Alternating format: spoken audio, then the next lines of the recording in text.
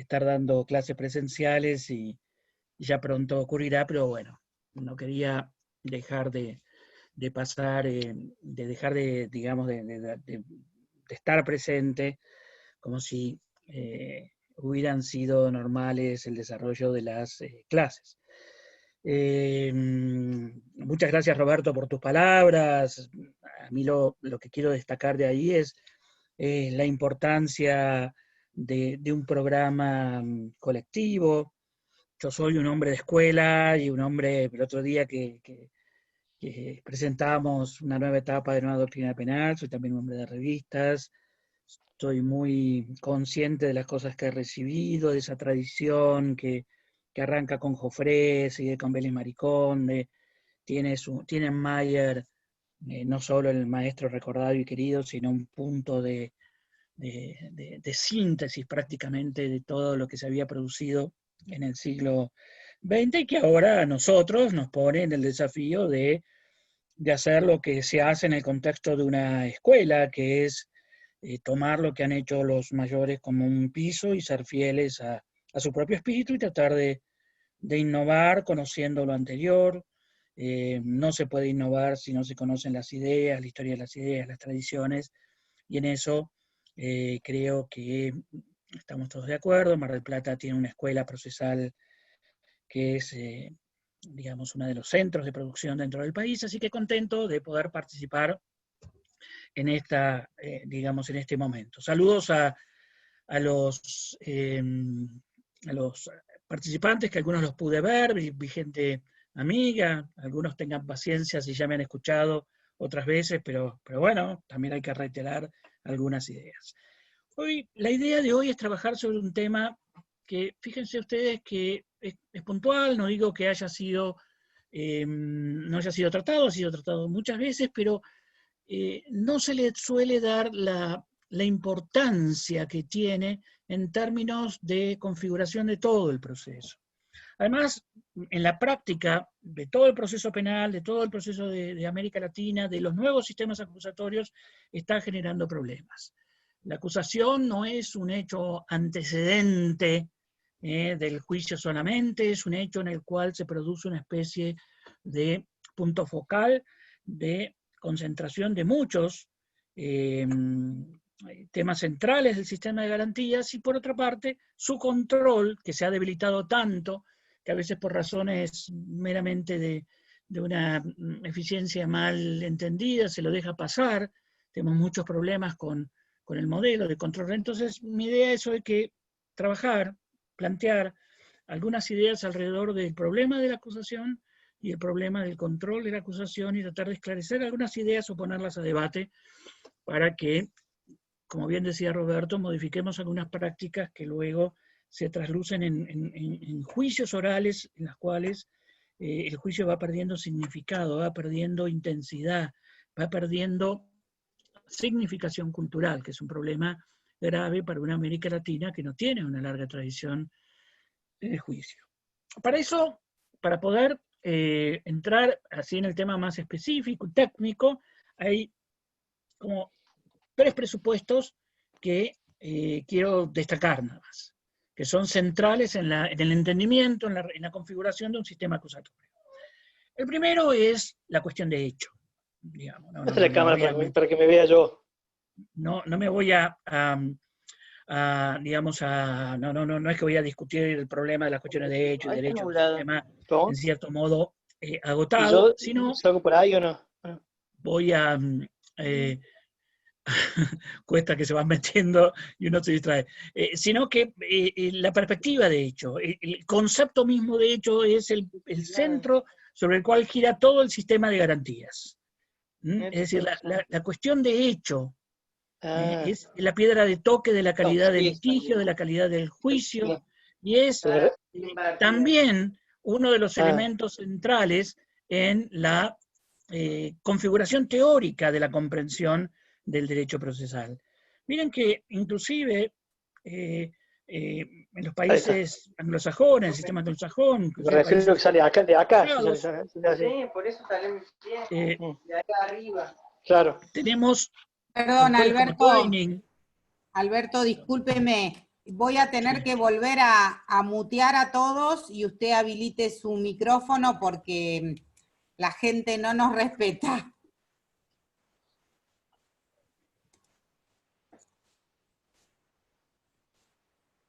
Bien, paso un aviso acá en nombre de Silvina. Por favor, mantengan todos el micrófono silenciado porque si no se meten ruidos de las casas o ruidos de lo que ustedes dicen y se distorsiona toda la cosa. Es cuestión de, fíjense, a la izquierda y abajo tienen el icono del micrófono que esté cerrado. Bueno, dale, sigamos. Entonces, yo le decía que la cuestión... Yo se los cierro a todos, doctor, pero pasa que la gente lo habilita y no tengo control sobre sus... Bueno, por eso máquinas. estoy pasando el aviso de que lo mantengan cerrado, así podemos charlar. Después vamos a tener tiempo para discutir. Entonces, la visión de hecho, la cuestión de hecho, la cuestión fáctica, es el punto de partida de toda comprensión teórica de los problemas del derecho criminal. Ojalá, poco a poco, vayamos hablando al estilo de Carrara, no es para hacernos los anglosajones y hablar del criminal law, porque Carrara, Carmignani, Moyano Gassitú en nuestro país hablaban del derecho criminal como un todo. El fraccionamiento de los problemas procesales, penales y los problemas de derecho penal han, digamos, hecho daño en la comprensión de los problemas teóricos. Entonces, los problemas teóricos son siempre problemas de relevancia de los hechos. Y la cuestión de los hechos es, en la práctica, pero en la teoría también, el punto de encuentro de todo el derecho criminal. En última instancia, siempre, los problemas dogmáticos más pequeñitos siempre tienen una referencia respecto al supuesto fáctico. Salvo que nos vayamos de sistema, y entonces si yo estoy en el sistema infraccional, lo que necesito es una analítica de la infracción, no una analítica de la relevancia del hecho. Estos son consecuencias que tiene esta dualidad permanente entre el derecho penal del conflicto y el derecho penal infraccional. En este campo eso se manifiesta entre teorías que son teorías analíticas de la relevancia del hecho y teorías que se preocupan al análisis de la infracción y por lo tanto siempre estamos hablando de supuestos imputativos que no tienen referencia a lo fáctico. Entonces, primer supuesto, no me extiendo más en esto, que es para una conferencia larga y interesante, es tenemos que mirar el problema de la acusación desde el problema de los hechos. El segundo tema, que es un tema en el cual todavía no logramos desligarnos de las cargas teóricas del modelo mixto. Roberto lo dijo, pero lo repito, y saben que yo en esto tengo una especie de estribillo. No podemos explicar los nuevos sistemas acusatorios con sus virtudes y sus defectos y sus mixturas producto de la realidad, eso no es el problema, con el paradigma teórico de los modelos mixtos que responden a una digamos, configuración histórica del sistema inquisitorial totalmente distinta, pero que tuvo una enorme producción teórica. Nosotros tenemos, hay que comprender que históricamente, prácticamente la aparición del derecho procesal penal como una teoría más consolidada se da de la mano de la aparición del sistema mixto. Antes de eso, justamente se decía, estamos en una etapa donde se la trataba de un modo peyorativo como un sistema práctico, procedimental. Entonces nosotros todavía tenemos la carga de creer, tenemos el peso de creer que el sistema mixto inventó la teoría del derecho procesal, pero solamente hace falta leer a Carrara, que hace un derecho procesal de alta calidad y crítico al sistema mixto para darse cuenta que no es así. Pero todavía tenemos ese peso de la tradición sobre nosotros, y uno de los problemas teóricos, políticos que está atrás de eso, es que no terminamos de entender la carga de la prueba.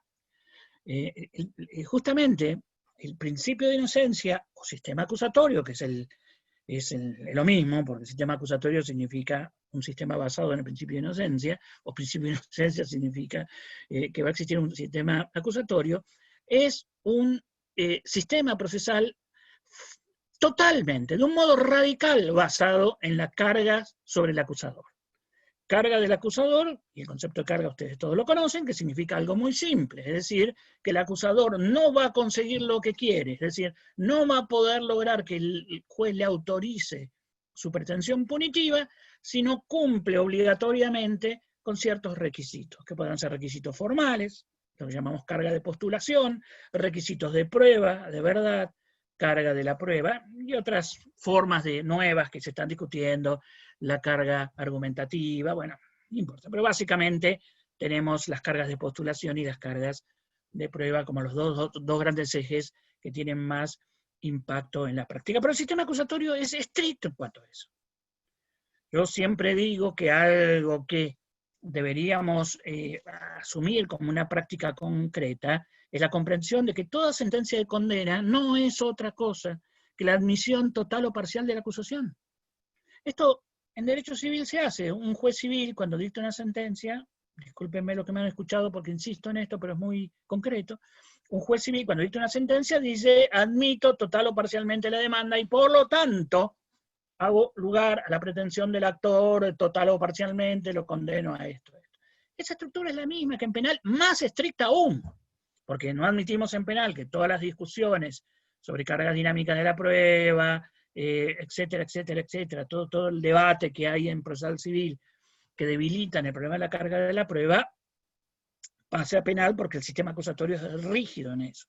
El sistema de garantía gira alrededor de todo eso y es uno de los elementos constitutivos de un sistema acusatorio. Y digo esto porque van a encontrar en Vélez Mariconde, van a encontrar que Mayer titubea, pero lo van a encontrar en muchos otros autores, no en todos los autores del sistema mixto, que te dicen, no, carga de la prueba no se aplica en el proceso penal, eso es totalmente equivocado. Y a partir de allí, la carga de la prueba, tan rígida, y esta función del juez que va a ver si el fiscal cumplió o no la carga, que es realmente una manera muy simple de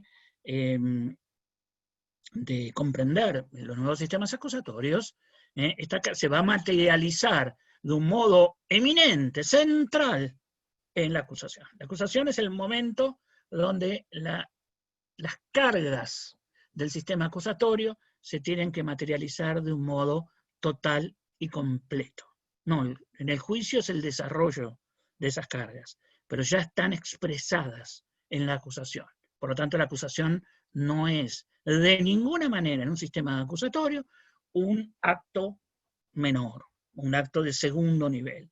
Es, junto con la sentencia y el juicio, los actos centrales del proceso.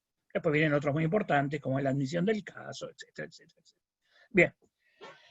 Tercer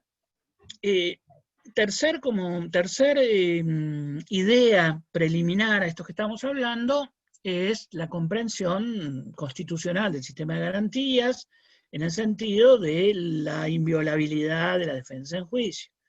Acá históricamente ha existido un problema de terminología.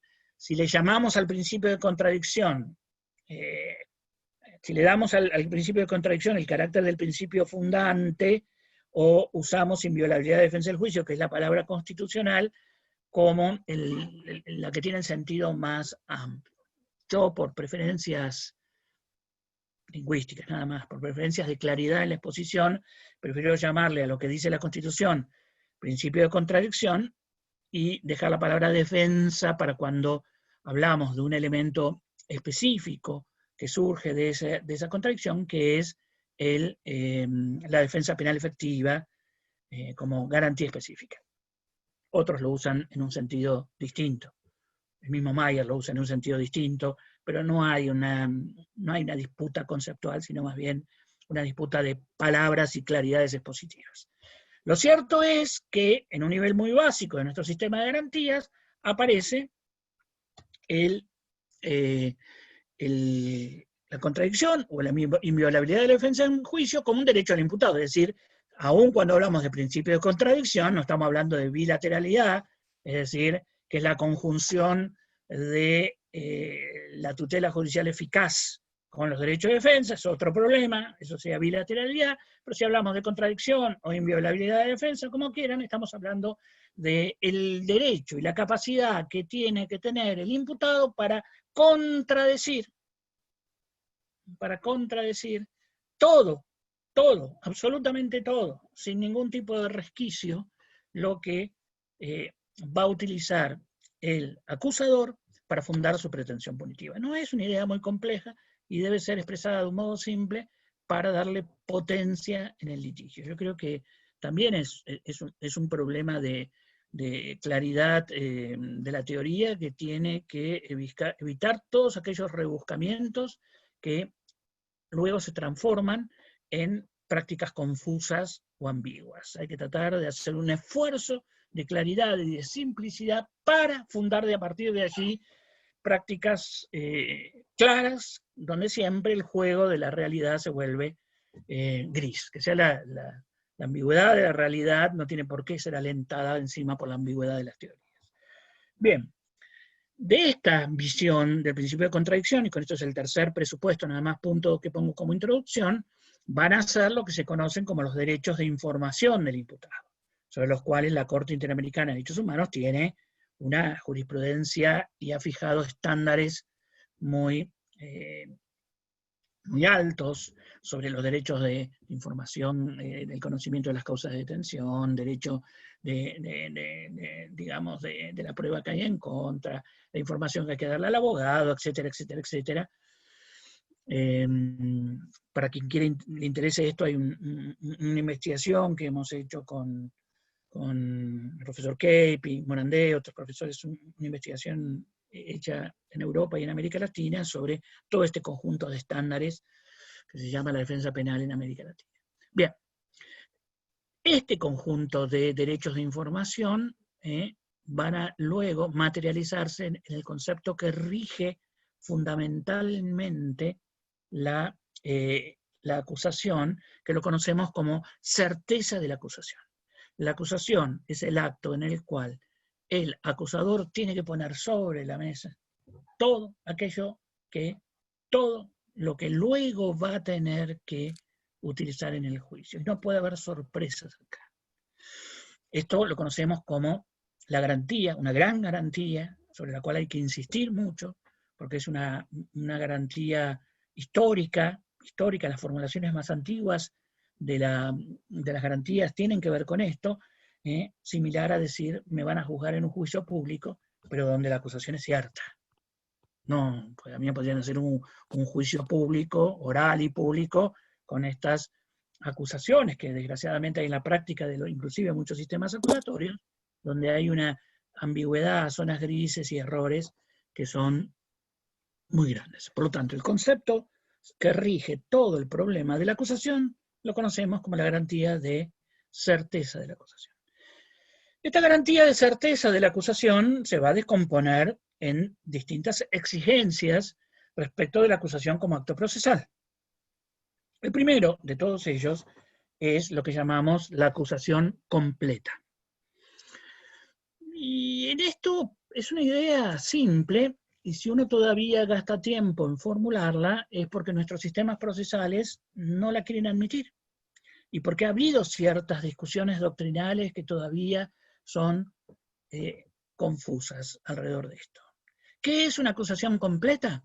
Aquella que expresa los hechos, que expresa el derecho, que expresa la prueba que se va a utilizar en juicio y que expresa la pena, la pretensión punitiva. No es completa una acusación que fracciona estos 4 elementos que, si ustedes analizan, son exactamente los mismos elementos que todos estudiamos en el primer curso de Derecho Procesal General o de Procesal Civil que tenemos, y que tiene la demanda, y si algunos le preguntan a cualquier estudiante de Derecho, dirían, ¿qué tiene que tener una demanda? El hecho, el derecho, la prueba y la pretensión, dirían. Pero en cambio, por la tradición inquisitorial, todavía nosotros admitimos que muchos de estos elementos, estas 4 dimensiones, o estén dispersas, o estén debilitadas, o el control sobre ellos, o el control de la completitud de la acusación, sea muy débil.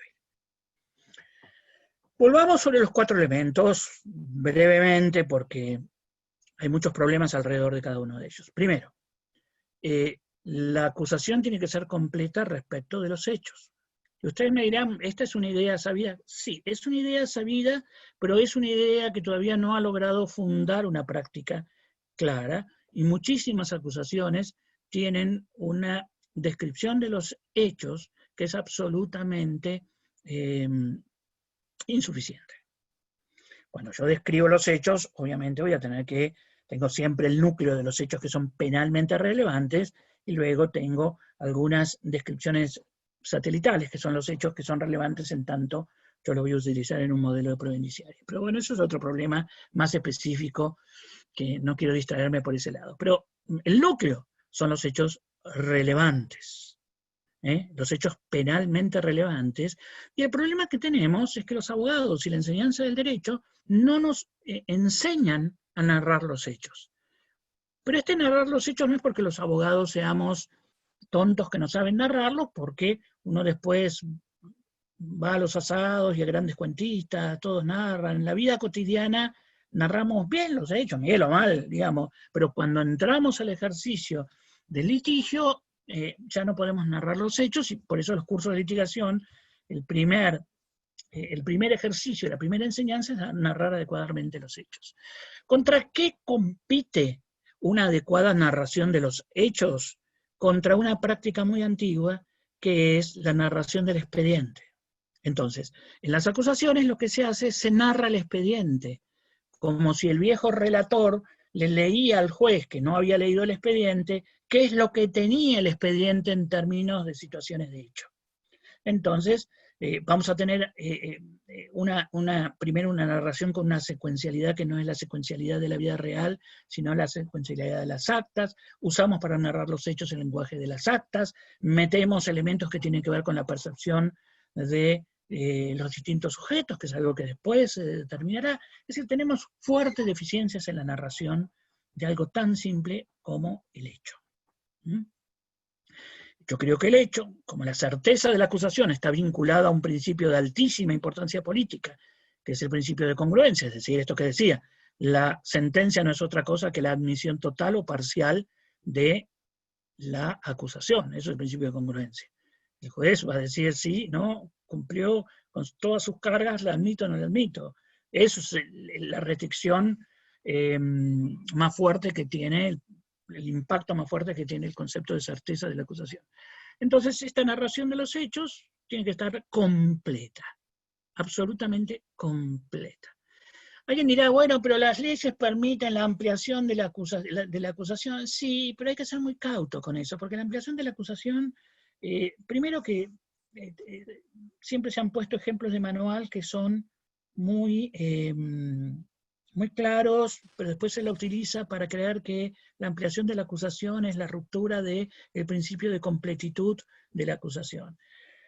Si yo tuviera que hoy día expresar qué es lo que pienso en esto, y es para debatirlo, yo creo que hay que circunscribir muchísimo la ampliación de la acusación, y los casos de ampliación de la acusación solamente para aquellas circunstancias fácticas cuya ocurrencia futura está ya presente en el momento de formular la acusación, y el acusador tiene que hacer reserva de ampliación. El caso de manual es en aquel caso en el cual yo estoy acusando por tentativa de homicidio, pero sé que la eventualidad de la muerte es algo que está en el horizonte de lo que puede ocurrir cuando hagamos el juicio. Entonces ahí es decir, sí podemos admitir, y desgraciadamente nosotros tenemos la costumbre de muchas excepciones que deberían ser muy finitas, porque deberían ser elaboraciones jurisprudenciales. Por vía doctrinal pretendemos convertirlas en leyes, y cuando yo la convierto en una excepción legal, ya me abre una ventana más amplia. Entonces, esto hubiera sido una ampliación jurisprudencial bastante razonable, que alguien hubiera dicho, bueno, que el acusador diga que acusa por tentativa de homicidio para hacer reserva de que si se muere va a incorporar la muerte y la causalidad respecto a la muerte en la acusación, que la deja ahora entre paréntesis. Ese es el sentido para mí único admisible en nuestro sistema de garantías de la ampliación de la acusación, para no romper la idea de completitud respecto de los hechos. La completitud, les decía, es también en completitud del derecho. ¿Qué significa esto? Que el acusador tiene que presentar las indicaciones que con absoluta precisión que con absoluta precisión indican la relevancia penal de los hechos. La calificación, no está mal el seguir utilizando esta palabra que la práctica desarrolla, no es nada más que el ejercicio de la subsunción, es decir, estos hechos que voy a probar la verdad son aquellos hechos que encajan con el supuesto fáctico. El supuesto fáctico es un supuesto normativo que habilitan la imposición de una pena según nuestra legislación penal. Esto, que es simple, en última instancia yo siempre, digamos, insisto, la teoría del delito es una analítica del hecho al servicio de la subsunción, debe ser hecho con absoluta precisión. Después estará la discusión acerca de qué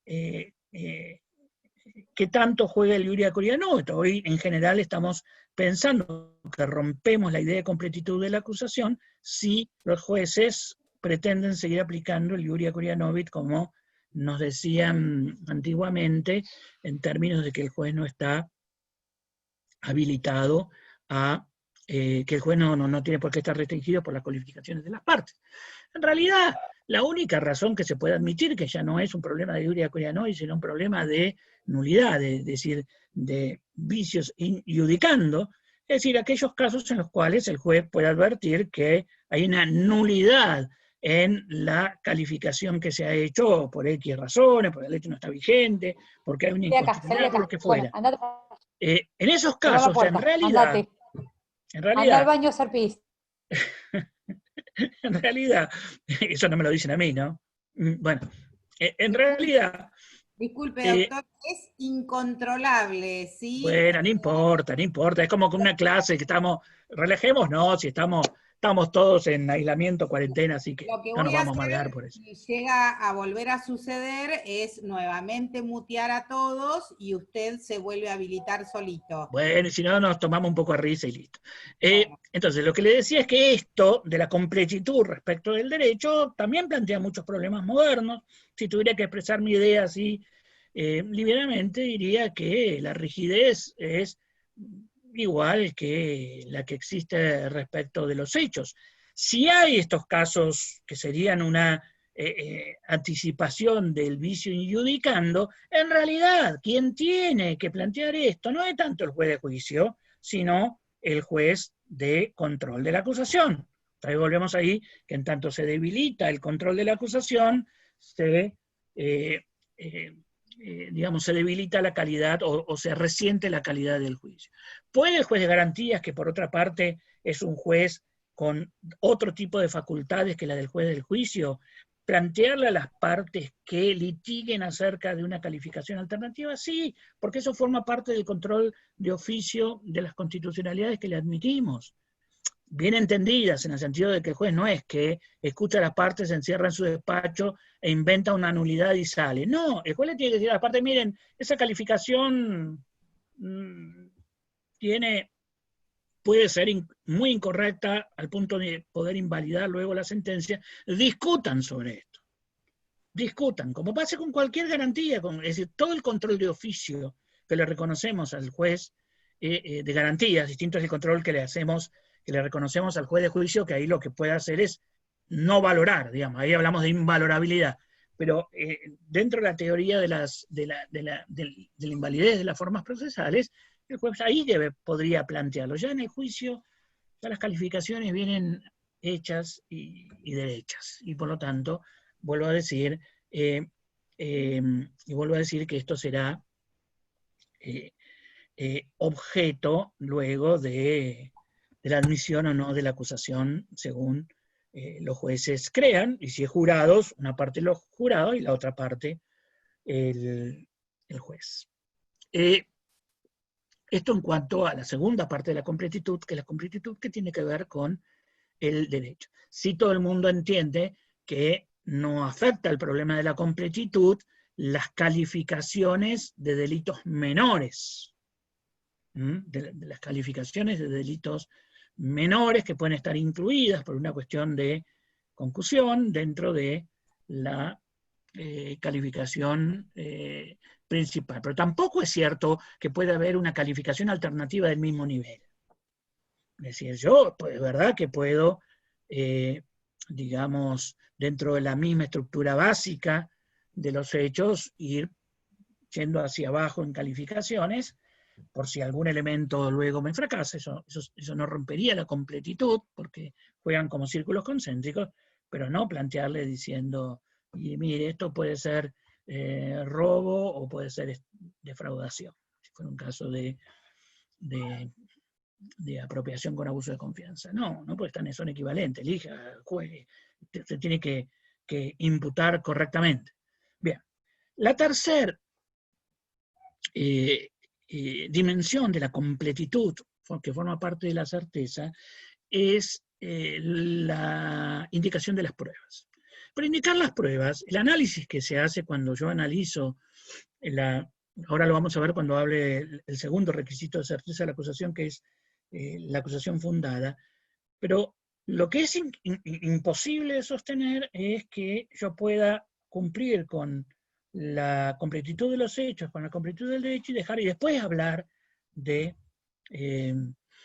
pliego de pruebas ante otro juez, o en otra instancia, o en otro modelo. Por suerte, la mayoría de las legislaciones nuevas, acusatorios, adversariales, han remediado esto, y ya siempre se va a pedir, así es el Código Federal nuevo, así son muchas de las legislaciones, siempre se va a pedir que conjuntamente con la acusación esté en la prueba, porque si no, no se puede hacer el análisis, es decir, el análisis de admisibilidad y pertinencia. En la prueba nosotros vamos a tener 3 análisis. Admisibilidad, que tiene que ver con la legalidad de la prueba, que la tiene que hacer el juez de garantías, no la tiene que hacer otro juez, porque el otro juez ya, vuelvo a decir, eso no quiere decir que no lo pueda plantear porque no juega, pero ya es un problema general de la teoría de las nulidades, no juega una preclusión absoluta. No importa, dejémoslo, parquemos este tema porque hay que explicar muchas cosas para eso, pero otra vez, el juez de juicio puede considerar invalorable una prueba, pero desde el punto de vista del ingreso de la prueba a juicio, la inadmisibilidad es el análisis de toda la legalidad de la prueba. Y después vamos a tener un segundo análisis que es el de pertinencia, es decir, que cada elemento de prueba tenga que ver con una parte, con un elemento del hecho relevante, de tal manera que uno pueda ver que está cubierta la posibilidad de la prueba del hecho penalmente relevante. No me quiero meter ahora, pero hay una forma especial que en realidad es relevancia, que es algo que se analiza siempre en el juicio, pero que sí se anticipa por sobreabundancia, digamos, pero dejémoslo, que es una forma, digamos, de irrelevancia por sobreabundancia que normalmente se quiere que se analice en el control de la acusación y no en el juicio, porque provoca el desgaste mismo de la abundancia, cosa que nuestros juicios adolecen. Por otra parte, la completitud de los hechos, la completitud vinculada a la prueba, tiene mucha relevancia con otro tema que no vamos a ver porque estrictamente no es un problema de completitud de la acusación, sino que es un problema de objeto de prueba que tiene que ver con los hechos controvertidos. Yo no sé por qué, pero bueno, sí lo sé por qué, porque es la tradición del modelo de indagación inquisitorial, en el cual lo único que interesa es la cabeza del juez. Todavía nos cuesta entender que solamente hay que probar aquel hecho que es controvertido, ya sea porque es consentido por la parte, de un modo obviamente expreso o razonablemente y no estricto, o por los acuerdos probatorios, o las estipulaciones probatorias, que es un elemento complejo, pero cuando hagamos una clase sobre teoría de la prueba. Entonces, ven que lo que usualmente llamamos el pliego de prueba, la lista de prueba, el ofrecimiento de prueba, con la indicación concreta de eso, forma parte de la completitud. Y el cuarto elemento es la pena. Y acá es donde uno encuentra mayores resistencias. Inclusive muchas legislaciones muy modernas, como Neuquén, las patagónicas, digamos, que son códigos de segunda generación, que ya están muy adelantados respecto de otros en las discusiones, usan la pretensión punitiva pero limitadamente, la usan para fijar competencia. Pero aquí hay una serie de errores fundamentales. Desde el punto de vista del ejercicio del derecho de defensa, la pretensión punitiva es central. Uso la palabra pena para referirme al conjunto de elementos que pueden formar parte de la pretensión punitiva, que hoy con la ampliación de herramientas que tenemos, pero para simplificar el lenguaje, la pretensión punitiva, la pena, es eso, es determinante para ejercer el ejercicio de defensa. La defensa puede tener diferentes teorías del caso, puede tener diferentes modos de afrontar, puede haber inclusive distintas calidades de abogados según las penas que me pidan. Yo no sé por qué en materia civil nos parece increíble que la pretensión de la civil tenga que hacerse al final, y acá nos parece que es normal que alguien diga, no, pero la pretensión punitiva la tengo que plantear cuando ya produje la prueba. Pero esto tiene un error, porque el acusador, cuando acusa, tiene un nivel de certeza de que va a conseguir su caso. Él ha preparado el caso, conoce, sabe la prueba que va a ir a buscar. Esto en la segunda lección de un curso de litigación, nadie va a la pesca a ver qué pasa en el juicio, sino que tiene un plan de prueba y tiene todos los elementos para saber cuánta pena va a pedir. Y esto, insisto, no es solamente un problema de competencia de jueces unipersonales, jueces colegiados o jurados, sino que es un problema de estricto ejercicio de la defensa, porque además le pone un límite claro al juez y tiñe todo el juicio. Cualquiera que haya ejercido la defensa sabe que no es lo mismo ir a discutir un juicio en el cual hay 3 o 4 años en juego, uno que hay 8, o en uno que hay 15 o 20. Al imputado, si le preguntáramos, diríamos que posiblemente lo que más ansioso lo tenga, lo que más quiera saber, inclusive para tomar decisiones respecto de su defensa, entre otras cosas que abogado elegir, es cuánto pena le pide el fiscal. Y fijar la pretensión punitiva no significa fijar la escala penal, porque justamente si hemos salido de un esquema, recuerden que Beccaria decía que no teníamos que tener escalas penales, pero si la práctica de 2 siglos ha demostrado que sí tenemos que tener escalas penales, es justamente porque tiene que haber un momento de concreción.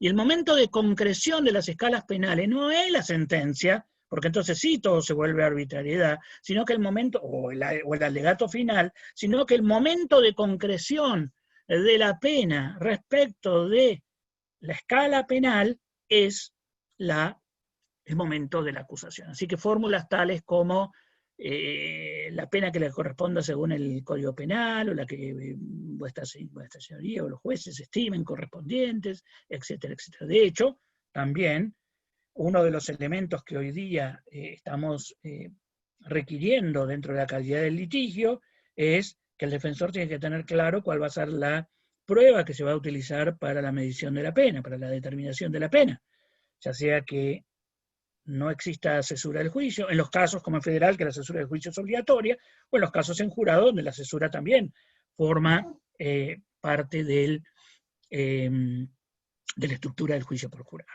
En un lugar como Buenos Aires ya tienen suficientes elementos, y yo creo que tenemos que ir a un juicio cada vez más delicado, preciso, sobre la determinación de la pena. Por lo tanto, no hay acusación completa si el acusador no dice, le pido a este señor que ha hecho este hecho y que este hecho es penalmente relevante, 2, 3, 5, 6, 8 años. Es inválida una acusación que no tiene ese requisito. ¿Y por qué es inválida? Porque rompe la garantía de la certeza de la acusación, que forma parte del principio de inviolabilidad de defensa o de contradicción, pónganle el nombre que a ustedes les guste más.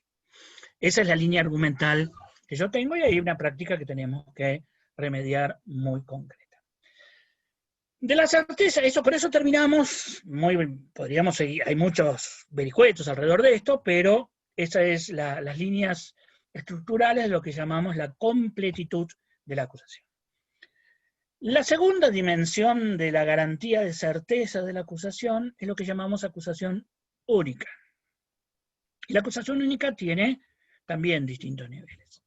En su significado más elemental, más fuerte, más potente, es que yo no puedo entrar a juicio con dos acusadores que tienen a veces descripciones distintas de acusaciones, en cualquiera de estas dimensiones, que tienen teorías del caso distintas y que someten luego a el defensor a tener que responder a estrategias y de interrogatorios totalmente distintos. ¿Pero a quién se le ocurre que vamos a considerar que es un juego equilibrado? Lo que se expresa a través del fair trial, que es un concepto que está atrás de todas estas garantías, casi igualdad, que haya equilibrio, fairness, que haya, póngale el nombre que ustedes quieran, que haya este juego equilibrado que implica que a lo largo de la historia ha significado igualar siempre al imputado a las capacidades de la acusación, cuando están jugando 2 contra 1. Es decir, 2 batean, 1 está en el bate. Y a veces con acusaciones que son distintas. Imagínense a alguien que me está acusando por homicidio doloso, por este invento del dolo eventual, y al mismo tiempo otro me está se ha mantenido en el homicidio culposo. Hemos tenido muchos casos así. ¿Cómo hago para defenderme de uno sin confesar el otro de esta manera? Con lo cual, ahí me parece que la acusación única es otra de las dimensiones. Ya vamos a tener códigos como el Río Negro, como el de Neuquén, como el nuevo Código Federal, que establecen esta garantía, pero también la práctica ahí empezó a hacer trampa, porque no solamente es que hay que entrar con una acusación única como el acto procesal de acusación, sino que se entra con un solo equipo al juicio. Esto obliga a resolver problemas de litigio entre los distintos niveles de acusadores. Ahí tenemos un problema político-criminal, que también es largo, que tiene que ver con la idea de que eso siempre, en el proceso penal hay un litis consorcio, o dicho de otra manera, la acción penal es siempre una forma de acción de clase donde hay intereses que a veces son homogéneos, a veces no son homogéneos, y le pedimos a los acusadores públicos o a quien fuere que traten de componer los intereses y llevarlas todos en conjunto. Cuando no se puede, es la etapa de control de la acusación, la etapa intermedia, donde hay que resolver ese litigio entre los miembros del litis consorcio, como ocurre también en otras áreas del derecho, como son la quiebra, sucesiones, condominio, qué sé yo, siempre donde hay un litis consorcio, donde hay litigio dentro de ese consorcio. Así que no es algo que el derecho procesal no tenga herramientas para resolver esto. Lo que es inadmisible es que se entre con distintos pares de acusadores que luego pretende cada uno examinar al testigo, examinar a los peritos, alegar, pretender calificaciones distintas, pedidos de pena distintos. Esto es inadmisible porque rompe la idea de certeza de la acusación, colisiona con el principio de contradicción de la Constitución nacional. Como ocurre en un litigio consorcio, entrará, es decir, esto no significa necesariamente, hoy si ustedes leen atentamente las legislaciones procesales, nos hemos salido del paradigma del querellante adhesivo, que era una especie de determinación legal de que los intereses colectivos siempre eran preponderantes, y hoy día tenemos más bien un juego amplio alrededor de los intereses en juego para determinar cuál es el interés preponderante entre los distintos niveles de víctimas. Hoy hubo acá justamente en Chubut, yo le estoy hablando desde Esquel, mientras veo nevar por mi ventana, hay un caso acá en Chubut donde se ha planteado en un tema de agresiones sexuales muy interesante y desgraciadamente maltratado públicamente, conflicto entre intereses de colectivos, intereses de la víctima, que luego que no tienen una sola solución y que son complejos. Y que lo mejor no es tomar decisiones rígidas en la ley, sino dejar. En el caso de agresiones sexuales donde tenemos varias víctimas, yo en general creo que siempre hay varias víctimas en juego, pero lo vamos a tener en medio ambiente, vamos a tener muchos casos en los cuales los intereses de víctimas colectivas son a veces contradictorios con los intereses de víctimas de otros colectivos o de la víctima individual, y no tenemos todavía instalada la práctica de los acusadores públicos de componer todos los intereses. Nosotros hacemos una separación, que es una cosa es preparar el caso en términos de prueba, otra cosa es gestionar el caso en términos de composición de los intereses en juego. Pero bueno, estamos tratando de que nuestros fiscales se desarrollen más fuertemente a preparar bien los casos, pero ya los estamos interpelando dentro de las técnicas de gestión del caso, que son otro mundo distinto de habilidades del acusador público o del acusador que tenga el liderazgo en esta comunidad de intereses. Pero acusación única existe, y esto ya está instalado en el derecho procesal, hay que desarrollarlo, y es una idea de sentido común. En materia federal se producen a veces situaciones escandalosas, porque uno ha visto juicios en los cuales están 10 querellantes, qué sé yo, fiscales, y además se suma la Fiscalía de Investigaciones Administrativas autónomamente, y la Oficina Anticorrupción, y la UIF, y el Banco Central. Yo no sé, esto va en contra de cualquier sentido común, y además es muy difícil hacer un juicio de calidad con esta cantidad de personas disparando de un modo muchas veces disparatado alrededor de un mismo lado, con lo cual después, no sé, hay que ser un abogado araña para parar todas esas pelotas. Bueno, ese es el criterio de acusación única. También, que es una idea potente, que tenemos que empezar a construir jurisprudencialmente soluciones al respecto de esto. Y también hablar de acusaciones únicas significa ponerle límite a esto que hemos admitido en muchos códigos. El que estén admitidos en los códigos no los tenemos que tomar a veces como un criterio relevante, porque los códigos son siempre códigos que tienen que ver con el máximo posible de desarrollo de la legislación en un momento dado y determinado. Hoy día estamos mucho más preocupados por generar una jurisprudencia consistente y cambiar las reglas de redacción de las sentencias, de seguimiento de los precedentes. Pues las leyes, primero que no podemos estar permanentemente entrando en el momento legislativo, sino que hay que tener capacidades a la sintonía fina de los problemas. Bueno, lo que muchas veces hemos admitido en las leyes, y la doctrina ha sido bastante laxa acerca de las acusaciones alternativas, no pueden existir acusaciones alternativas. Le damos meses y meses, y a veces años, a los acusadores para que preparen su caso. Cuando llega el momento de la acusación, tienen que decir cuál es su acusación en términos de su pretensión. No pueden decir, lo acuso por esto, pero por las dudas, si me falla, lo acuso por este otro. Siempre, insisto, mientras estemos hablando de que la acusación alternativa significa poner hechos alternativos, si no vamos a estar hablando de calificaciones alternativas que son solamente válidas si se trata de delitos menores, eso ya lo hablamos. Pero la acusación alternativa rompe el principio de acusación única que forma parte del criterio de fair trial, juicio imparcial, inviolabilidad de la defensa en juicio. Bien, entonces, certeza de la acusación significa acusación completa, significa acusación única, y en tercer lugar significa una acusación fundada. ¿Qué significa una acusación fundada?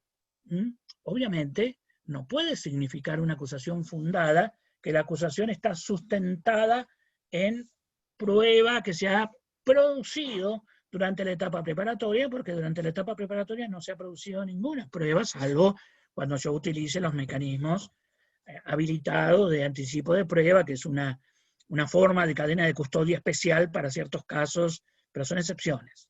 Si no, no se ha producido prueba, se ha recolectado información que se va a convertir en prueba en juicio. Esto forma parte de los conocimientos elementales. ¿Pero qué significa una acusación fundada? Y bueno, significa una relación entre la completitud de la acusación y la prueba, y fundamentalmente una relación entre los hechos descritos con precisión y rigurosidad respecto de la prueba ofrecida. ¿Cuándo decimos que hay una acusación fundada? Bueno, cuando en base a la relación de estas dos dimensiones podemos hacer un juicio de razonabilidad acerca de que esa acusación tiene una razonable probabilidad de éxito. Tiene una chance de éxito que es razonable. ¿Y qué significa razonable acá? Bueno, que por este juego de equilibrios entre la tutela judicial efectiva y los derechos del imputado, hay que darle a la víctima, es razonable darle a las víctimas, individuales y colectivas, la posibilidad de habilitarle su pretensión punitiva porque han probado los hechos relevantes que han ocurrido. Esto, que lo estoy explicando con palabras más largas, pero tiene una palabra clásica, que nosotros usamos poco, pero se está utilizando cada vez más, que es causa probable. Una acusación es fundada cuando tiene causa probable. ¿Qué es causa probable? Una razonable probabilidad de éxito.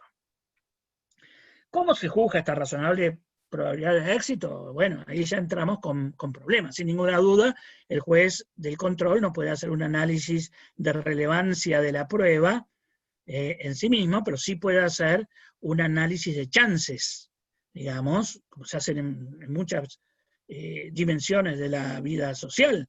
Si la prueba ofrecida en abstracto y bajo el criterio, acá hay una discusión, pero ya es una discusión de teoría de la prueba, si yo tengo que tomar el criterio del máximo rendimiento posible de esa prueba, o de un rendimiento como me lo ha prometido el fiscal. Si en un juicio de anticipación el juez de garantía dice, bueno, si la prueba dice lo que el fiscal dice que hay que decir, bueno, pues hay una chance razonable, una probabilidad razonable, una causa probable de que obtenga esa pretensión punitiva, hay que darle la oportunidad. Si no hay, y los jueces tienen que ser cautos a esto, porque hay que darle, porque nosotros no podemos estar prohibiendo la autotutela, y después poner exigencias incumplibles en la tutela judicial. Ahí hay otro juego de equilibrios. Pero si lo dejan pasar y va a juicio. Y ahí en el juicio, si los acusadores han trabajado bien, se comprobará todo lo que han dicho, se mostrará que las probabilidades sean reales y por lo tanto obtendrá su condena. Y si no lo consigue, bueno, habrá casos en los cuales nadie tiene la bola de cristal para saber que los testigos van a decir exactamente todo lo que uno ha querido, la prueba no produjo su máximo rendimiento, el defensor fue muy hábil en introducir otros elementos de hechos en las defensas positivas, o fue muy hábil fue un buen defensor en el contraexamen. Hay mil variantes que son razonables. Lo que no es razonable es que los jueces no hagan este control y que los fiscales vayan a la pesca. La división entre fiscales de una etapa y otra rígida fomenta esto, vayan a la pesca y después digan, descubrimos que esta acusación no estaba fundada. Esto es jugar con la gente, jugar con los ciudadanos, jugar con las víctimas, jugar con todo el mundo. Este juego es inadmisible. Esto es lo que llamamos una acusación fundada. Como ven ustedes, entonces, ya voy terminando para poder abrir a preguntas, la acusación, la certeza de la acusación impacta sobre la completitud, impacta sobre el carácter de acusación única y acusador único, y va a impactar sobre el fundamento de la acusación.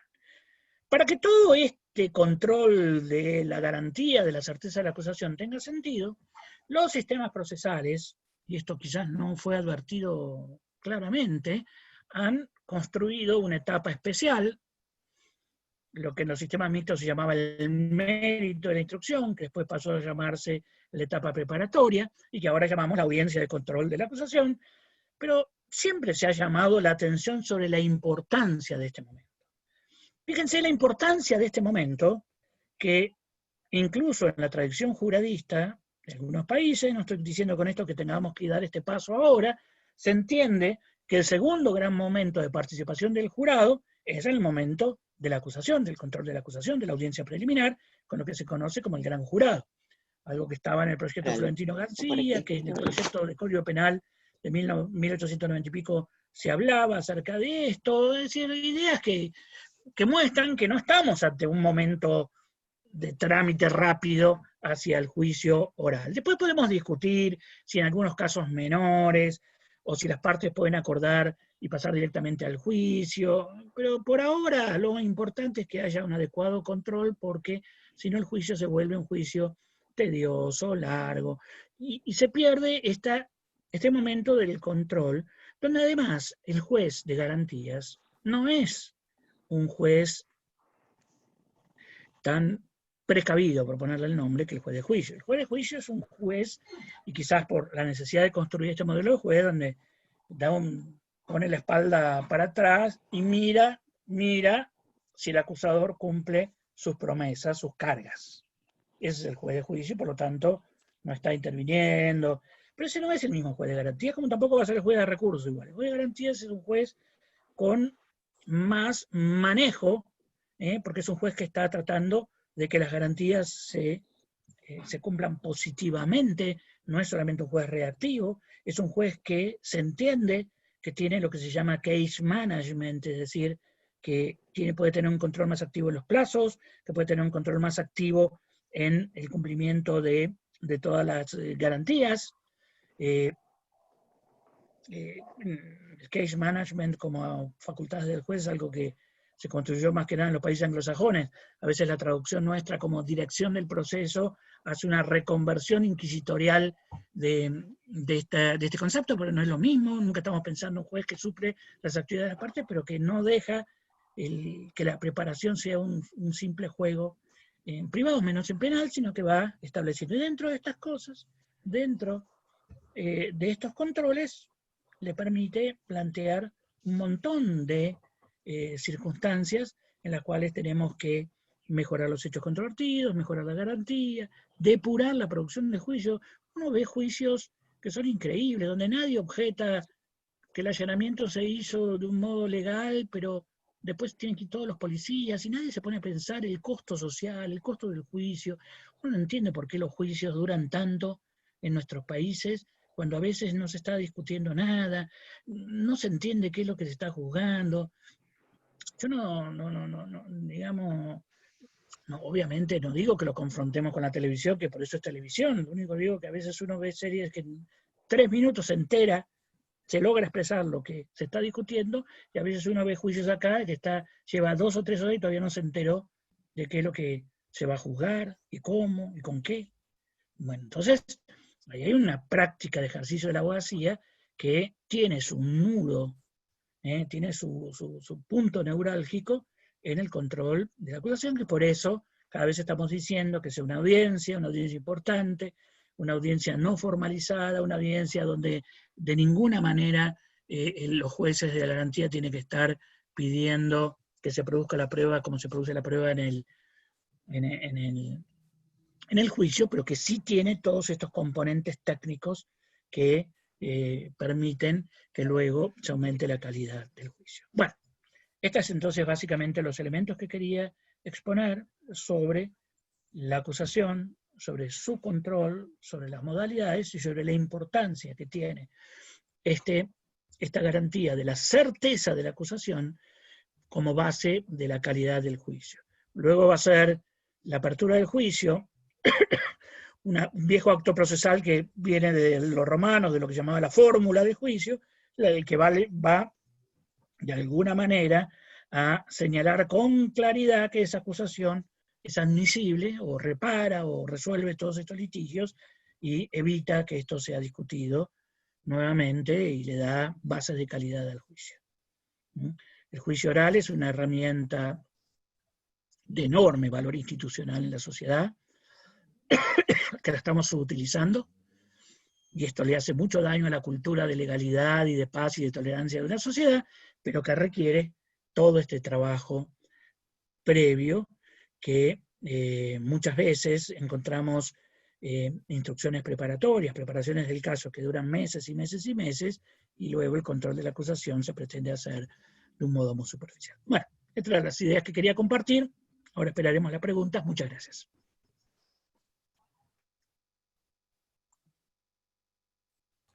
Bueno, doctor Binder, muchísimas gracias, muy clara su exposición, como siempre, ¿sí? Antes de pasar a las preguntas, que tenemos más o menos unos 20 minutitos, no más, porque ya después tenemos otra actividad programada, quiero decirle que tiene innumerable cantidad de saludos y de felicitaciones de gente de México, de Guatemala, de Perú, de Venezuela, de Uruguay, de El Salvador. O sea, muchísima gente que lo está escuchando en toda Latinoamérica, y por supuesto, desde acá, desde Argentina, muchas provincias que se suman al saludo, y muchas localidades, gente del norte, de Catamarca, gente de Chubut, de la ciudad de Bahía Blanca, de Tandil, de Dolores, de Necochea, bueno, innumerable cantidad de personas que desde sus casas, desde sus ciudades, nos hacen llegar los saludos, el agradecimiento y las felicitaciones por su charla. Así que bueno, eso es lo primero que quería decirle antes de abrir el poquito tiempo que tenemos a preguntas. Y todos, bueno, al maestro felicitaciones. Así que, bueno, eso es para usted. Muchísimas gracias. Bueno, hay muchos comentarios en el chat, hay muchas preguntas que son muy largas y no muy claras, con lo cual, en primer lugar, yo quiero darle la voz al doctor Falcone, ¿sí?, que es nuestro coordinador en esta charla, para ver si, lo voy a desmutear, Roberto, para ver si usted quiere hacer algún comentario con respecto a la exposición del doctor Binder, o si quiere consultarle algo.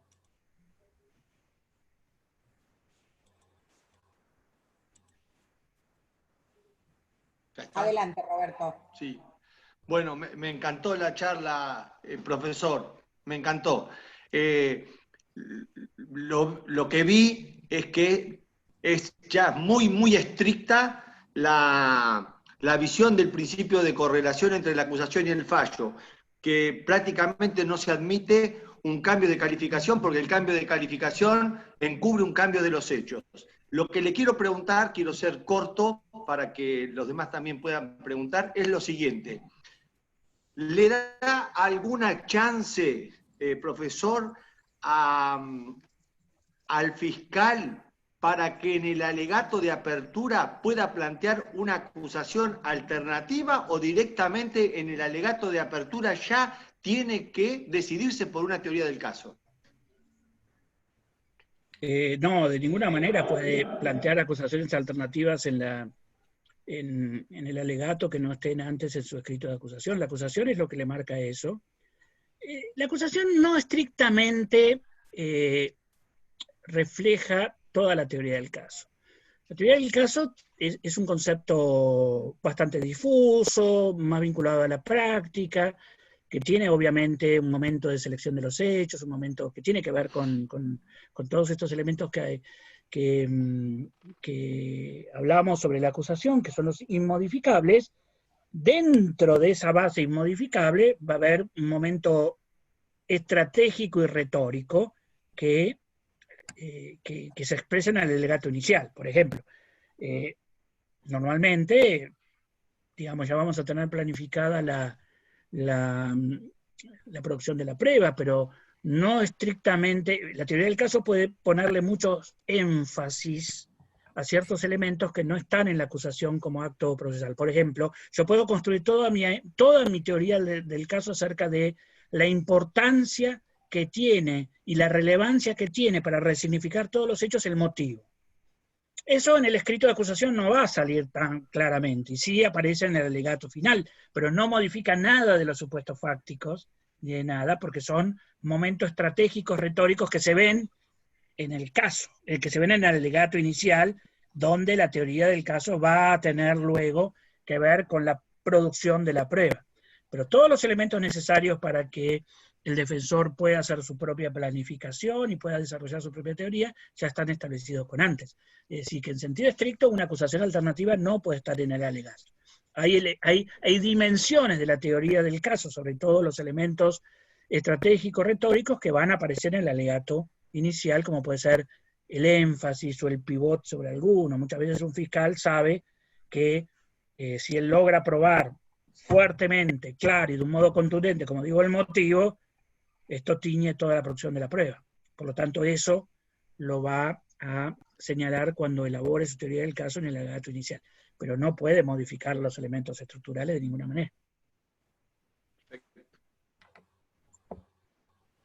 Bueno, doctor Falcone, ¿alguna pregunta más?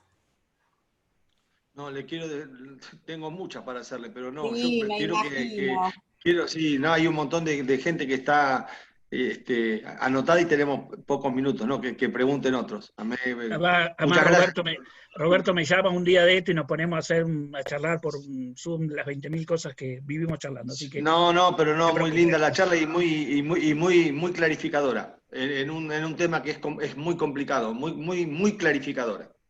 Gracias. Bueno, gracias Roberto.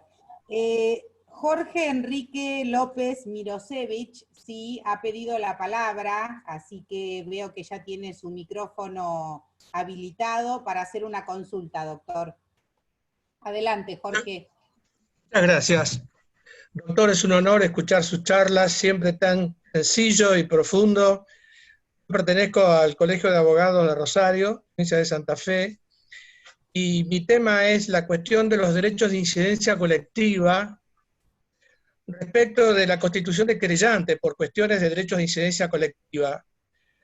Usted lo señaló de una manera referida al aspecto alternativo de la acusación, y a veces nosotros hemos tenido en Rosario un poco la tragedia de un accidente calamitoso en la calle Salta, donde las víctimas se constituyeron en reclamantes individuales, pero a la vez, de hecho, tuvo una repercusión y una proyección colectiva, dentro de la cual hemos pretendido hacernos cargo para buscar una pretensión punitiva que muchas veces era la misma, porque, bueno, o similar.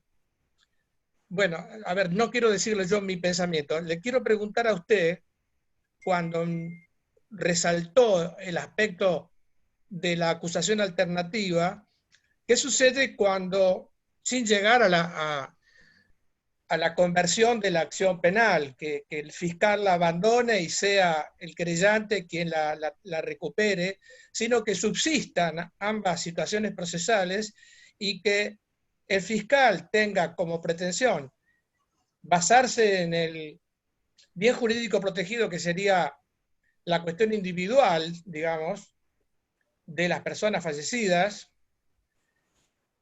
en comparación con la pretensión de la tutela de la seguridad o de la salud pública, ese otro colectivo que, conforme uno se ve, podría sostener que es compatible, que son distintas miradas de la misma situación. Pero bueno, me gustaría, por favor, escuchar su opinión. Es clarísimo el tema. Yo le he dedicado un par de capítulos en uno de los libros míos a ese tema particular, tiene una importancia político-criminal enorme, pero ahí tenemos que diferenciar dos cosas. Uno es el problema político-criminal, o de organización de la persecución penal, otro es el problema de garantías. No van por el mismo carril. Desde el punto de vista que usted plantea de político-criminal, se me escucha bien, ¿no? Yo lo escucho perfectamente, sí. Bien, desde el punto de vista de la política criminal o de la organización de la persecución penal, hay como dos visiones. Estaba la visión más antigua, propia del derecho penal mixto, que subordinaba todo al acusador público. Cuando empezó, y por lo tanto, si había querella, en primer lugar tuvimos una etapa más antigua en la cual directamente, como señaló Roberto, ni siquiera se dejaba entrar al querellante, o el querellante era un querellante adhesivo, y en general se tenía la idea de que la introducción de todo lo que eran ciudadanos y particulares introducían, ese era el lenguaje que se utilizaba, intereses crematísticos, negocio. Una visión, o venganza o negocio, la víctima era venganza o negocio. Esa era la visión negativa que se había armado. Cuando comienza el proceso de reforma en toda América Latina se plantea este problema.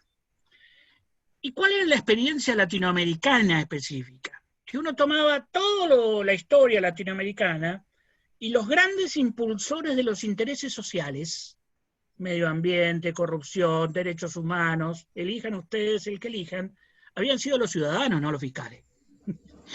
Con lo cual, digamos, la decisión que se toma, y después esto aumenta, aunque todavía la doctrina no elaboró, no vio todo esto, la decisión que se toma en términos políticos es abrir el proceso a múltiples gestores de intereses distintos. Ahora bien, y si ustedes me preguntan, mi opinión es que así tiene que seguir siendo, porque todavía tenemos a los fiscales que, yo me acuerdo hace poco una discusión muy fuerte en Bolivia, porque los mismos diputados decían, los fiscales hacen la del perro hortelano, ni se preocupan de los chicos ni se preocupan de los grandes, con lo cual van ahí en un medio que nadie sabe qué es lo que hacen. Entonces, si ustedes me preguntan mi opinión en términos político-criminales, yo sigo creyendo que hay que abrir el proceso a distintos gestores. Ahora bien, a partir de allí, tenemos que construir una gestión del caso de múltiples intereses. Todavía no logramos que los fiscales entiendan que los querellantes, sea el querellante individual, el querellante por un barrio, el querellante institucional, la acción popular, todas las que usted quiera, forman el mismo barco, están en el mismo barco que el acusador público. No se olvide que el concepto originario no es el de la acción penal delegada en funcionarios. Esto era algo que durante mucho tiempo más bien se criticó. El concepto originario es el de la acción pública, y la acción pública, por definición, es ejercida por los ciudadanos, no por los funcionarios. Entonces, ahí tenemos un enorme problema que resolver, que es lo que llamamos gestión de múltiples intereses, persecución penal comunitaria, etcétera, etcétera, etcétera, y hay que trabajar muchísimo en eso. Ahora bien, cuando pasamos a ver el problema del sistema de garantía, le decimos, señores, ustedes está muy bien, colaboren, generen los intereses, ojalá que trabajen todos juntos, pero al juicio se entra por una sola puerta y con un solo equipo. Porque si no, ese juicio se vuelve inmanejable. A partir de allí, y esto está planteado ya en muchos códigos muy modernos, no me acuerdo, me parece que el Código Santa Fe no tiene esto, pero bueno, pero la jurisprudencia ya va cambiando. A partir de esto, cambian muchos problemas. Es decir, si hay una adecuada gestión del caso, componer los intereses de todos no debería ser problemático. Pero se está demostrando que sí los hay, que sí los hay. Los hay cuando uno permite múltiples víctimas de un estrago culposo, donde unas quieren arreglar, otras no quieren arreglar, unas quieren ir a juicio, otras quieren ir al dolo eventual, lo hemos visto en los grandes casos de este tipo, con lo cual se vuelve inmanejable el juicio. Entonces, hay que hacer un gran esfuerzo para gestionar y componer y volver homogéneos todos los intereses hasta donde no se pueda, y cuando no se pueda, se plantea el conflicto ante el juez de garantía. Y el juez de garantías, utilizando un concepto que en muchas legislaciones está, y que hay que desarrollarlo más, que es el interés preponderante, dirá cuál es el interés preponderante. Es decir, aquí, les vuelvo a decir, hay un caso que fue muy público acá en el sur y en toda la Argentina, en el cual una víctima individual quiere ir a procedimiento abreviado, quiere arreglar su caso, y el colectivo, otra víctima, que es el colectivo feminista, con otras razones tan atendibles, dice no, de ninguna manera. Y no se supo, porque no se ha pensado todavía, cómo resolver estos intereses horizontales entre víctimas. No estamos preparados todavía para hacer esto. Ahí tenemos un déficit. Yo, personalmente, algunos que dicen, no, miren, la historia es la historia del monopolio por parte del Ministerio Público. Para mí esa es historia inquisitorial. Otra cosa es el monopolio de la violencia en mano del Estado, que es un gran proyecto político. Pero el monopolio de la acción en mano del Ministerio Público, ahí ya tengo grandes reparos en términos políticos criminales. Pero ahí no tenemos. Pero desde el punto de vista de garantías, a mí me pareció obvio que no puedo tener 3 acusadores contra un defensor. Y que encima, además, al defensor le decimos, usted no puede llevar más de defensores, más de 2 defensores en su equipo. Y enfrente tiene 6 abogados de la acusación. U 8, o 10. ¿No les parece que esto va en contra del sentido común? Y en contra del sentido elemental de un juego limpio. Bueno, muchas gracias, doctor. Sí. Bueno, quiero aclarar esto. Las preguntas son muchas. No vamos a tener tiempo material para evacuar todas, aunque sí nos gustaría, pero bueno, tenemos otra actividad programada. Quiero habilitar la pregunta al doctor Ezequiel Oneto, un docente de nuestra Facultad de Derecho. Ezequiel, te escuchamos. Gracias, Silvina. Profesor, primero, muchísimas gracias por la claridad, como siempre, de la exposición. La pregunta va vinculada. El nuevo Código Procesal Penal Federal nos habla que la acusación, en su último párrafo nos dice que la acusación solo podrá referirse a hechos y personas que fueron incluidas al momento de formalizar la investigación, hechos sin perjuicio de que se puede invocar una calificación jurídica distinta, ¿no? Ahora bien, la pregunta es, ¿deberíamos empezar a reinterpretar el principio de correlación entre acusación y fallo, trasladándolo desde la formalización y cuando se concrete la acusación? Eso por un lado. Y la segunda sería si este principio empieza a restringir la capacidad o la actividad del fiscal para que intente formalizar investigaciones que terminen teniendo una causa probable de llegar a juicio. Porque si la exigencia de la acusación nos dice que ya solo vamos a poder incluir aquellas que fueron personas y hechos al momento de la formalización, me da la sensación como que el fiscal va a tener que ser bastante restrictivo de aquellas causas que termina iniciando. ¿Qué opina al respecto?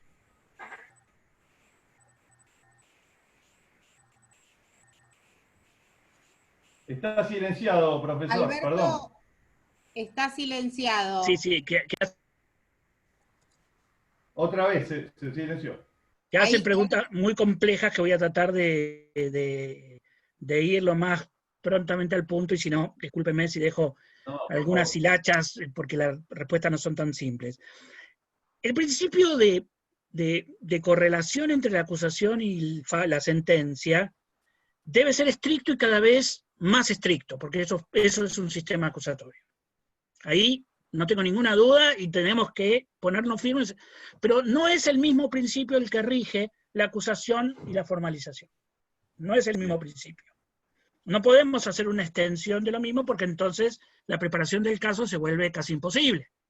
Y justamente si le estamos diciendo, sí hay que trabajar más, porque es un hecho nuevo, sobre cuál es el significado, la importancia de la formulación de cargo, formalización, imputación, y por eso se le ha dado cada vez más este carácter de audiencia pública, no solo por los elementos de control de detención, sino por ordenar todo el proceso. Es decir, a partir de la admisión del caso, así lo estudiamos cuando estudiamos las estructuras del proceso, con el nombre que le pongamos, comienza un juego distinto. Antes de eso tenemos la investigación preliminar, donde las facultades discrecionales fiscal son mayores. A partir de aquí, no. Con lo cual, inclusive fíjense ustedes que las palabras que se utilizan para darle fundamento a esta etapa de admisión, formulación de cargos, formalización, imputación, son distintas, porque ahí hablamos de suficiente sospecha, no hablamos de causa probable. Usamos otra palabra. Bien, es decir que los requisitos son menores. Eso no quiere decir que el fiscal pueda ser arbitrario, pero si uno ve que no hubo fraude o si no hizo algún tipo porque digamos, la formulación de cargos es a la persona, con lo cual en una misma investigación el fiscal puede ir formulando distintas personas. Lo que no va a poder hacer el acusador, no usamos la palabra fiscal, es acusar a alguien si antes no le formuló cargos, digamos. Entonces, pero hay una relación ahí no del todo estudiada respecto de los hechos en términos objetivos. Ese es el punto. Que si ustedes ven la literatura antigua se lo tomaba este tema, que tanto se podía, porque de hecho las viejas indagatorias cumplían también, tenían metido en el medio esta misma función. Pero tenemos que esclarecerlo un poco más, y esto se hace a través de jurisprudencia. Es decir, ¿es estricta la formulación del hecho en la formulación de cargos? No. ¿Es absolutamente discrecional? Tampoco. ¿Y qué hay en el medio? Y una razonabilidad que tenemos que ir definiendo claramente, y eso me va a marcar luego la admisibilidad de una acusación. Obviamente nadie va a poder, y sería contrario a las reglas de juego, que me aparezca un hecho en la acusación que nunca estuvo en la formulación de cargo. Esto todo el mundo diría, hey, ¿qué pasó acá? Porque evidentemente no pude preparar mi defensa. Entonces ahí tenemos que fijar una cuestión. ¿Te contesto así? Perfecto. Quedó clarísimo. Muchas gracias, profesor. Bueno, a continuación vamos a darle el audio a Gustavo Lucero, que está desde Neuquén. Gustavo ha hecho varias preguntas. Lo que le voy a pedir, Gustavo, es que sea lo más breve posible en su consulta, así también podemos darle la posibilidad a varias personas que también están para preguntar. Lo escuchamos. Muchísimas gracias, muy amable. La pregunta es bastante concreta. Si el juez del control no me hace lugar al cuestionamiento que yo pudiera dirigir como defensor contra la acusación por alguna de las deficiencias en su certeza, ¿corresponde que se me permita someter esa decisión jurisdiccional que me es adversa a un tribunal revisor, por ejemplo, a un tribunal de impugnación, para que sea tratado y resuelto antes del juicio? Esta pregunta, en el caso de Neuquén, destaco, está previsto que las decisiones del control de la acusación no tienen recurso.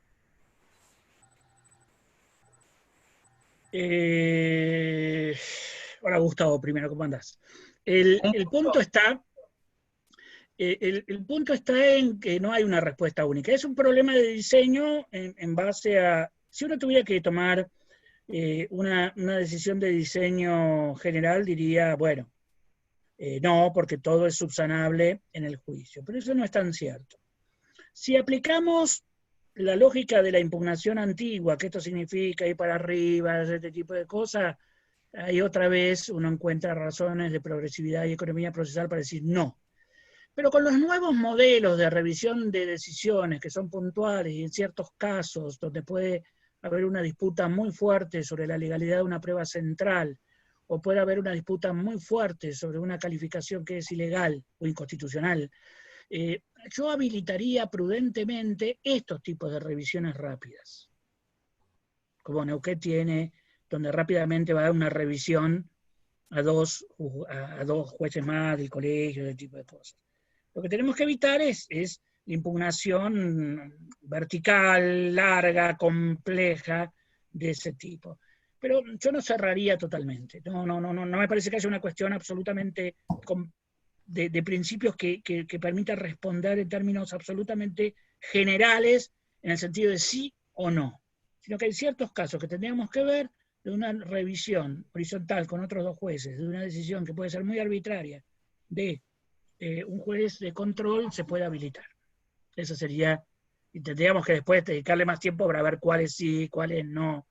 Porque no te olvides que si no, por razones de economía procesal, se van todos para arriba para impugnaciones que durarían meses. Eso no.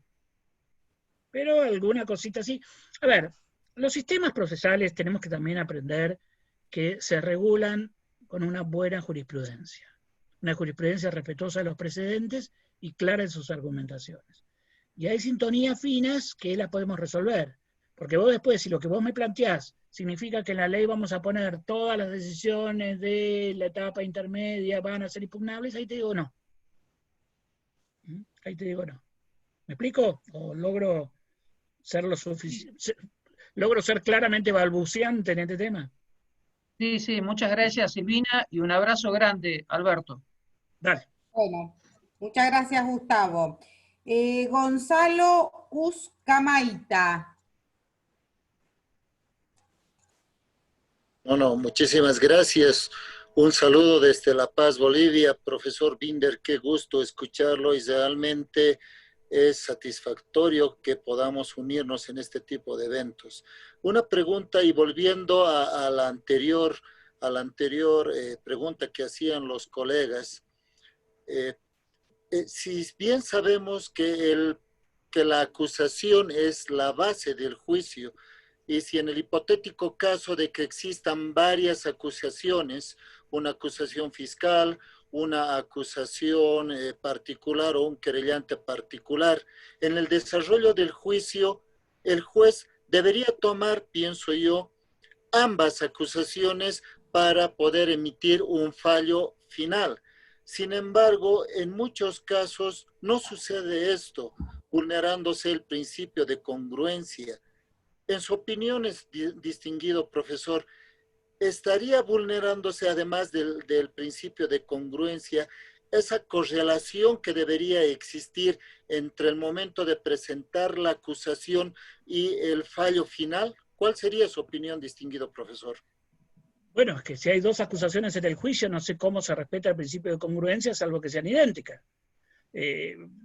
Justamente lo que estamos diciendo es que se distorsiona todo el sistema de reglas de juego cuando usted dejó entrar dos acusaciones que pueden ser, si no incompatibles, digamos, no exactamente iguales en el juicio.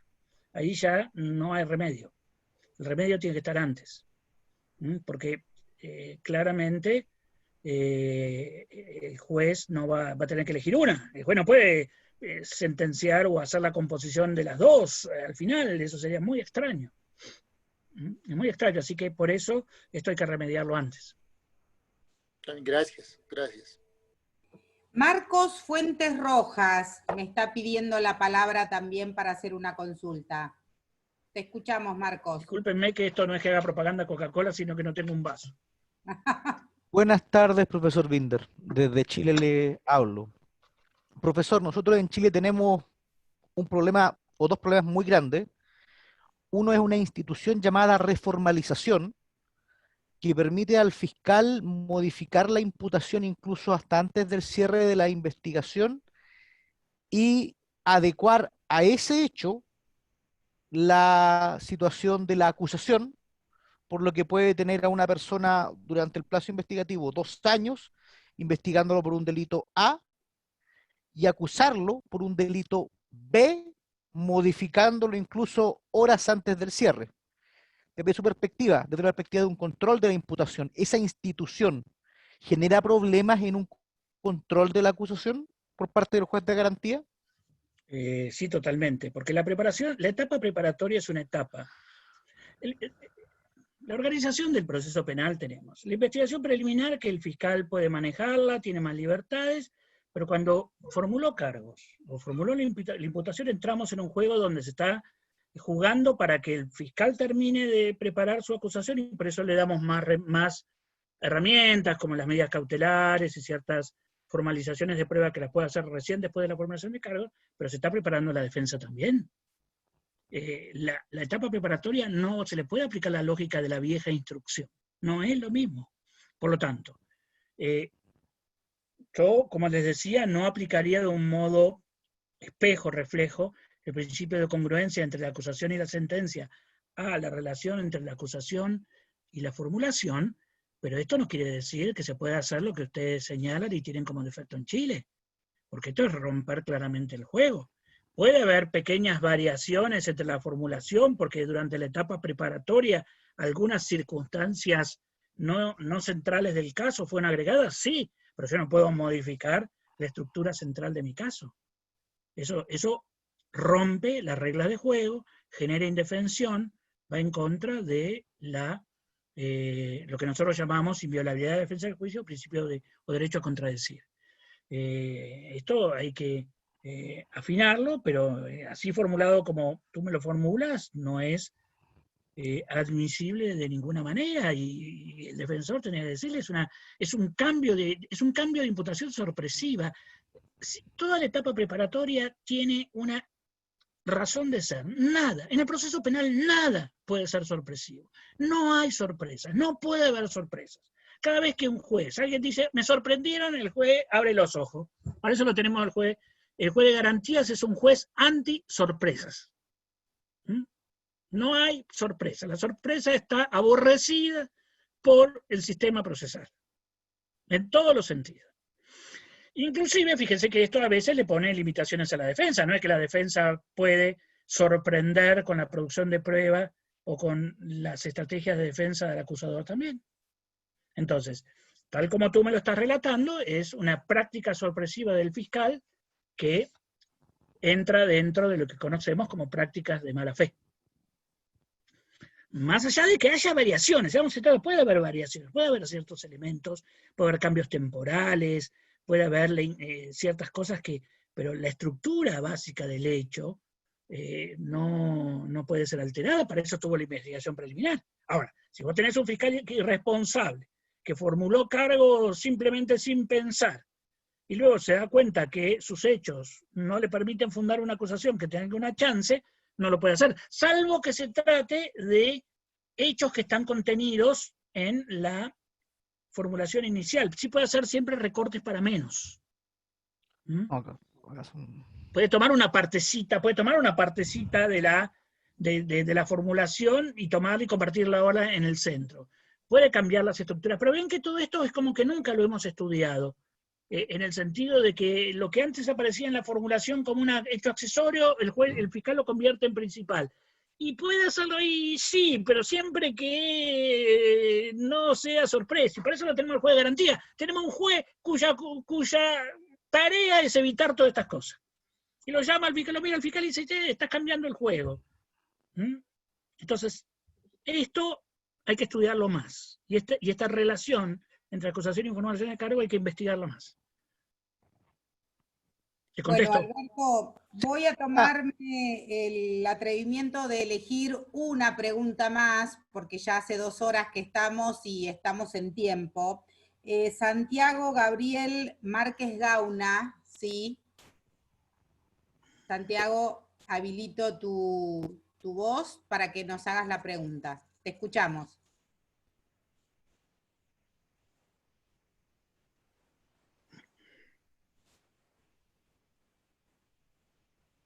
Santiago, no se te está escuchando, ¿eh? Habilita, ahora sí. No se te escucha.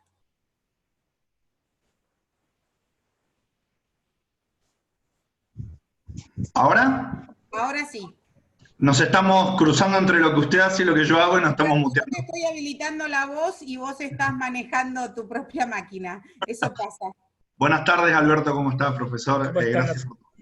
Bien, voy a jugar el rol que me toca, que es el del fiscal, y voy a decirlo porque a lo largo de toda la locución, hasta recién habías hablado nada más que de la acusación, y me parece que quiero preguntarte cómo entendés que juega el rol de la defensa para, en esta situación que vos estás marcando, delimitar el conflicto.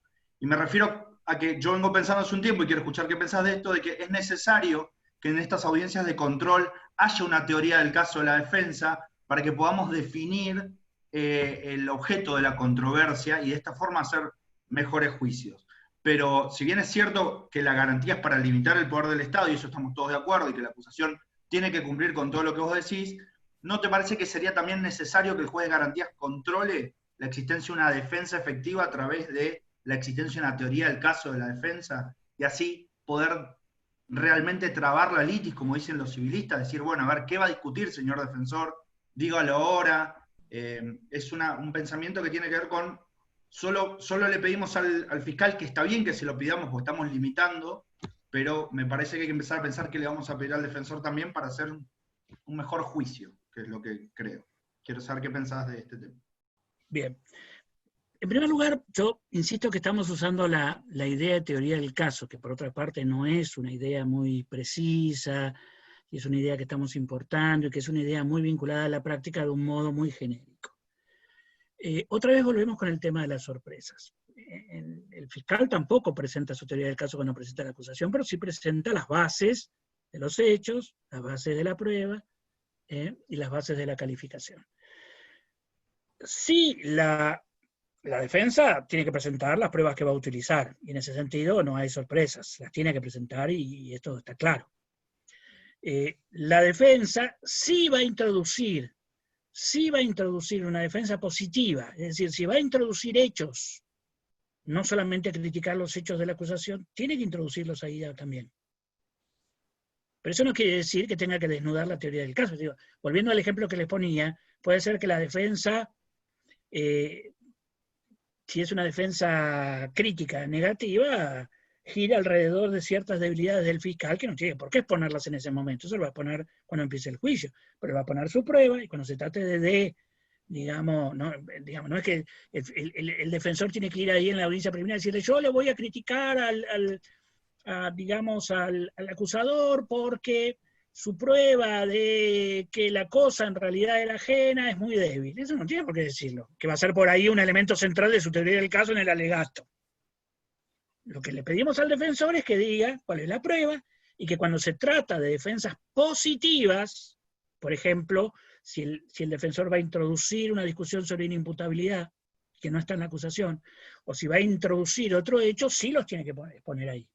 Con lo cual, otra vez, como también el juez de garantías puede provocar, cuando no es claro, y esto es bueno que lo hagan los jueces de garantías, que delimiten con precisión cuáles son los hechos controvertidos y no. Porque esto es lo que después genera problemas en el juicio. Porque muchas veces Los defensores se callan la boca y después van al juicio a contravenirlo. Él tiene todo el derecho de decir no a todo, como antes nos enseñaban hace mucho tiempo, en las demandas que había que decir no a esto, no a esto, no a esto, no a esto. Bueno, no hay garantía. En la ordenación le puede decir, bueno, acá qué admitimos y qué no admitimos. El defensor tiene derecho a decir todo. Bueno, le puede decir, pero mire que hay 17 testigos que lo vieron en el lugar del hecho, no me importa, yo digo que no estuve. Solamente la única causal que es extremadamente restrictiva, en la cual el juez puede imponerse por sobre inclusive la controversia ridícula de las partes, es lo que llamamos hecho notorio. Si a las partes se les ocurre discutir que una cosa absolutamente notoria, quieren discutirle el juicio, el juez le puede decir, no, porque es notorio, así que no lo vamos a discutir. Pero para eso hay libros y libros sobre qué, y esto tiene que ser muy discutido. Pero el acuerdo probatorio sí lo puede provocar el juez también ahí, para evitar las sorpresas al fiscal. Pero si vos me decís, la afirmación es que el defensor tiene que exponer su teoría del caso en la etapa de control de la acusación, así como está formulada, no. Tiene que presentar otras cosas para evitar la sorpresa. No sé si te contesto. ¿Sí? Sí, porque era enfocado a lo que usted dice, la discusión de la relevancia o pertinencia de la evidencia que ofrece el defensor. Si no dice para qué o qué es lo que va a ir a discutir, es muy difícil de tener esa contradicción cuando ofrece. Pero seamos más precisos. Pertinencia sí, porque la pertinencia es la relación que existe entre la información que trae un medio de prueba con un hecho controvertido. Eso es pertinencia. La relevancia, es decir, qué capacidad probatoria tiene esa información, eso se discute en el juicio. Sí, los jueces de garantía no hacen análisis de relevancia, sí hacen análisis de pertinencia, sí pueden provocar acuerdos probatorios o sí pueden clarificar cuáles son los hechos controvertidos. Inclusive puede decir en el auto de apertura, mire, no se discute que el muerto está muerto, no se discute que fue tal día, no se discute que fue tal lugar. Punto. ¿Por qué? Porque lo dijeron delante mío. Y esto compromete a las partes, no es que después puede el defensor venir después y decir, no, yo se lo dije al juez de garantía, pero fue de mentira. No, eso es una falta ética que te tendrían que sacar el título si haces eso. Muy claro, ¿vamos? Gracias, Alberto. Bueno, muchísimas gracias a todos los que han participado de esta charla. Muchísimas gracias, Alberto, ¿sí? Roberto, por acompañarnos, Maika, Titi, y todos aquellos que a lo largo de estas casi 2 horas y cuarto han estado pendientes de la charla del doctor Binder. Alberto, espero que muy pronto podamos tenerte en Mar del Plata, en nuestras clases, ya sea presenciales, y si no, en cualquier momento vamos a tener otra charla de esta modalidad que es muy rica y muy atractiva siempre que te escuchamos. Muchas gracias a todos. Muchas gracias, saludos a todos los amigos, Alberto Reyes, que te veo por ahí, un gusto, Maika, Silvia, bueno, a todos, no puedo verlo a todos, pero un gran gusto, y lo bueno de estos temas es que son divertidos también, o yo estoy loco y me siguen divirtiendo. Bueno, todos están muy contentos con estos temas, muy agradecidos, y mandan... Nos vemos pronto, Felicitaciones al maestro, gracias. Chao.